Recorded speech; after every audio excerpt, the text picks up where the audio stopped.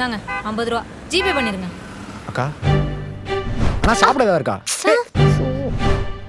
சாரிக்கா, அன்னைக்கு உண்மையாவே தெரியாம தான் அவங்க மேல மோதினேன். நீங்க எப்படி எடுத்துப்பீங்கன்னு தெரியல, அதான் சாரி கேட்டு போலான்னு. ஐயோ இந்த காது வேற. அக்கா சாப்பிட 3 இட்லி வேணும். இட்லிலாம் இல்ல.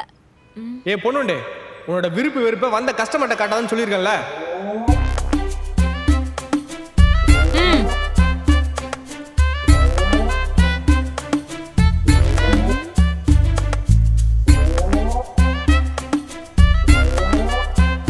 யாரை தேடிட்டு இருக்கான்?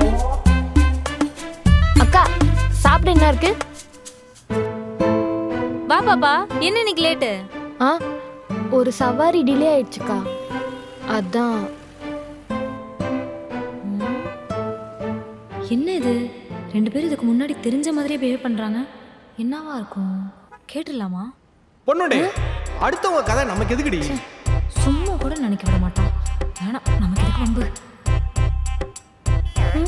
இவனை சாப்பிட வச்சுட்டு போறான். என்ன நடந்திருக்கும்?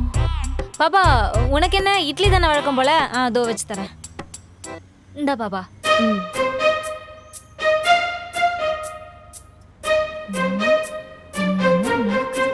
அக்கா எவ்வளோ ஆச்சுக்கா? 40 ரூபாப்பா. இந்தாங்க. ஏ தம்பி 100 ரூபாய்க்கு பாக்கி சில்லற வாங்காம போற பாரு. அக்கா விடுங்கக்கா, வந்த வரைக்கும் லாபம்னு வச்சுக்க வேண்டியதுதான். ஐயோ, அடுத்தவங்க காசுலாம் நம்ம அப்படி வச்சு கூடாதுமா.